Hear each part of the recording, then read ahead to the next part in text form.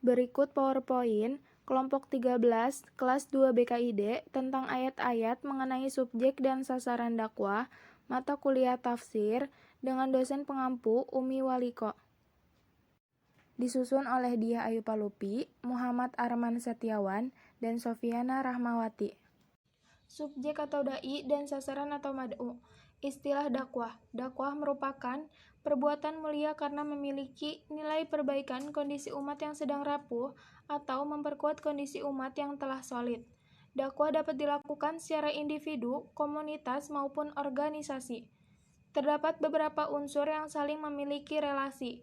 Yang pertama, ada komunikator atau dai. Yang kedua, ada komunikan atau mad'u. Yang ketiga, ada pesan atau maddah. Yang keempat, yaitu metode atau kafiyah. Yang kelima, media atau wasilah. Dan yang terakhir, ada feedback atau atsar. Kredibilitas dai dan kebutuhan mad'u.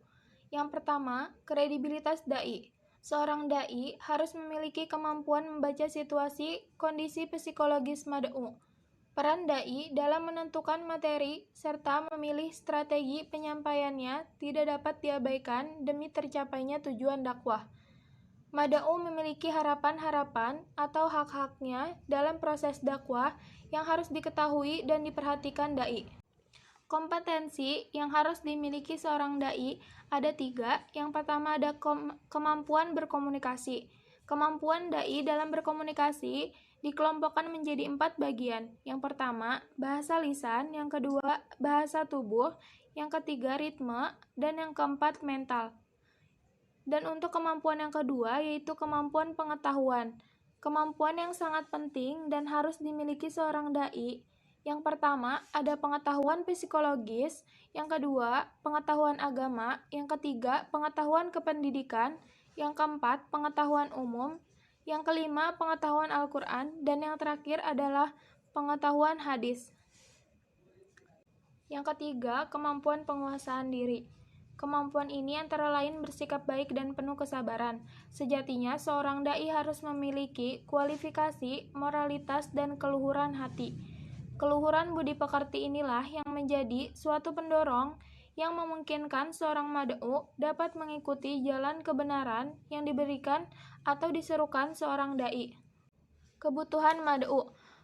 Komunikan atau mad'u merupakan pihak penerima pesan dakwah.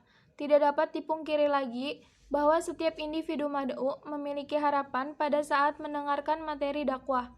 Gagasan dakwah yang menempatkan mad'u sebagai sentral atau pusat menghendaki strategi dakwah yang empatik, simpati, dan humanitas. Adapun hak-hak mad'u. Persoalan mengenai hak-hak mad'u ditinjau dari 2 aspek. Yang pertama yaitu ada aspek sosial antar pribadi, yang kedua yaitu hak hubungan antar keterkaitan komunikasi.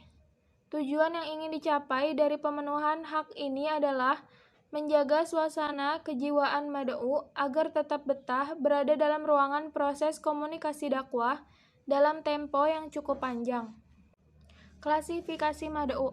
Pengklasifikasian mad'u juga berguna untuk menentukan pilihan metode dakwah, yaitu yang pertama ada klasifikasi mad'u menurut sikapnya terhadap dakwah, yang kedua yaitu pengelompokan mad'u berdasarkan antusiasnya kepada dakwah, yang ketiga yaitu pengelompokan mad'u berdasarkan kemampuannya menangkap dakwah, dan yang keempat ada kategori mad'u menurut keyakinannya.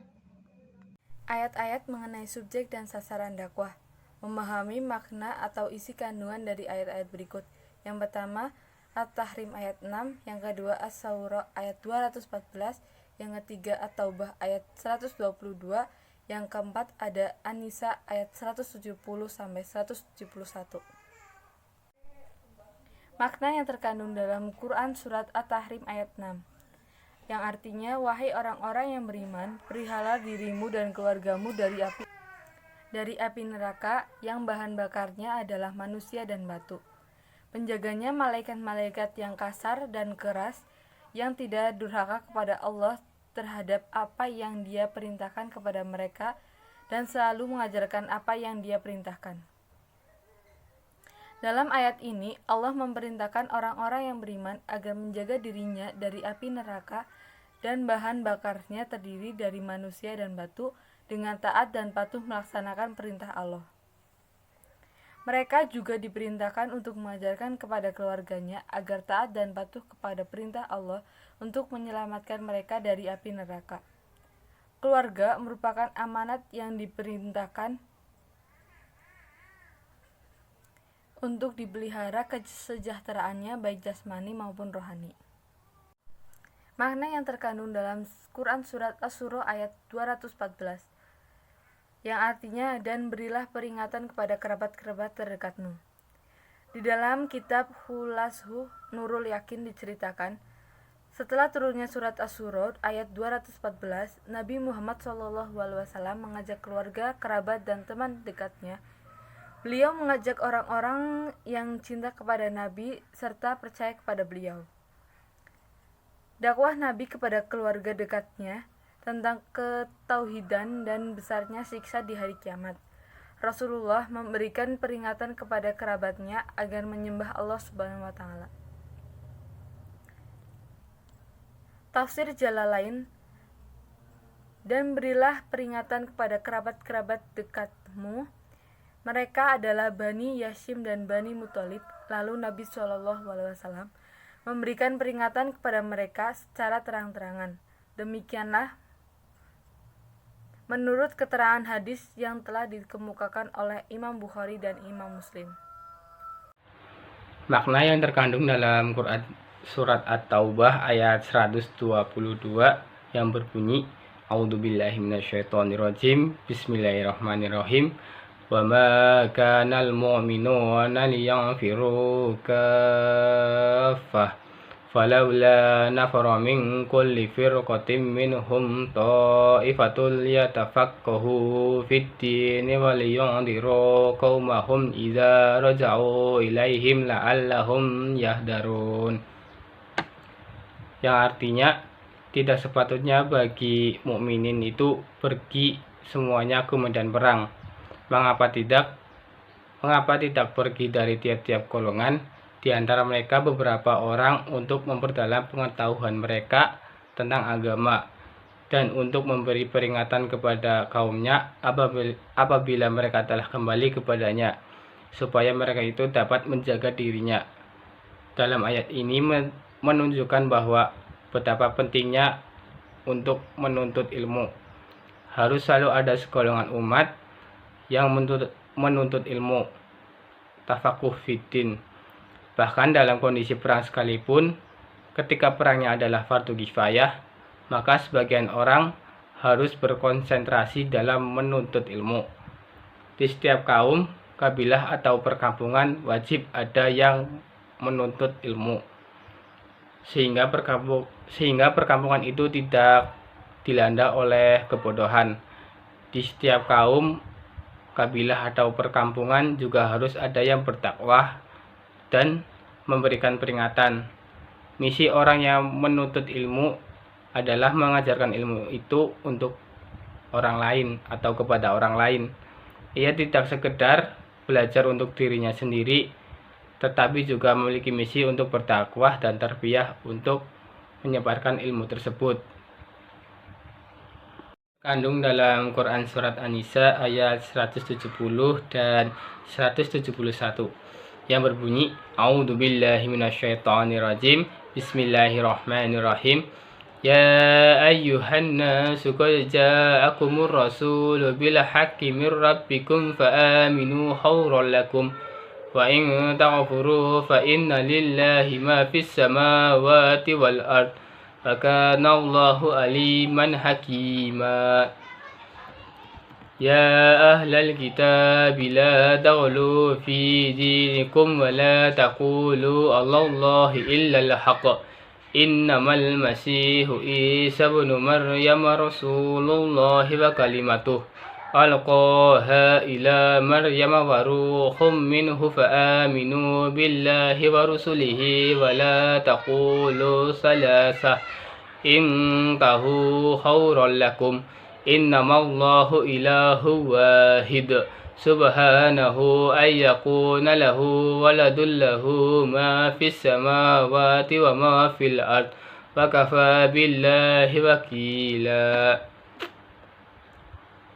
Artinya, wahai manusia, sungguh telah datang Rasul Muhammad kepadamu dengan membawa kebenaran dari Tuhanmu. Maka berimanlah kepadanya, itu lebih baik bagimu. Dan jika kamu kafir, itu tidak merugikan Allah sedikit pun. Karena sesungguhnya milik Allah lah apa yang di langit dan di bumi. Allah Maha mengetahui, Maha bijaksana.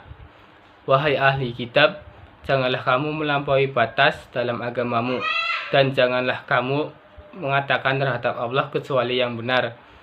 Sungguh Al-Masih Isa putra Maryam itu adalah utusan Allah, dan yang diceritakan dengan kalimatnya yang disampaikannya kepada Maryam, dan dengan tiupan roh darinya.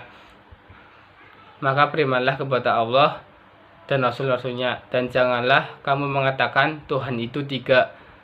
Berhentilah dari ucapan itu lebih baik bagimu. Sesungguhnya Allah Tuhan yang Maha Esa, Maha Suci Dia dari anggapan mempunyai anak. Miliknya lah apa yang ada di langit dan apa yang ada di bumi, dan cukuplah Allah sebagai pelindung. Dalam ayat 170 dijelaskan, wahai manusia, sungguh telah datang Rasul, yaitu Nabi Muhammad SAW kepadamu dengan membawa tuntunan kitab suci Al-Quran yang mengandung kebenaran dari Tuhanmu. Maka berimanlah kepadanya dengan iman yang benar. Sesungguhnya keimanan itu lebih baik bagimu. Dan jika kamu kafir kepada Allah dan Rasulnya, kekafiran itu tidak merugikan Allah sedikit pun. Karena sesungguhnya milik Allah lah yang ada di langit dan di bumi. Allah Maha mengetahui siapa hamba-hambanya yang taat dan siapa hamba-hambanya yang durhaka. Maha bijaksana dengan memperlakukan hambanya sesuai dengan amal perbuatannya. Dalam ayat 171 dijelaskan, setelah mengajak seluruh manusia untuk beriman, ayat ini menyuruh kepada ahli kitab yang pada ayat-ayat lalu dilukiskan telah melampaui batas dalam kepercayaan mereka. Orang-orang Nasrani melampaui batas dalam kepercayaan mereka karena menuhankan Nabi Isa, dan orang-orang Yahudi melampaui batas karena menuduh Nabi Isa sebagai seorang pendusta. Kepada ahli kitab yang melampaui batas itu, ayat ini diarahkan, wahai ahli kitab, janganlah kamu melampaui batas kewajaran yang ditetapkan oleh akal dan agama dalam melaksanakan agamamu. Dan janganlah kamu mengatakan terhadap Allah kecuali yang benar. Jangan mengatakan bahwa Isa adalah Tuhan atau anak Tuhan sebagaimana yang dikatakan oleh orang-orang Nasrani, dan jangan pula mengatakan bahwa Isa adalah seorang pendusta sebagaimana yang dikatakan oleh orang-orang Yahudi.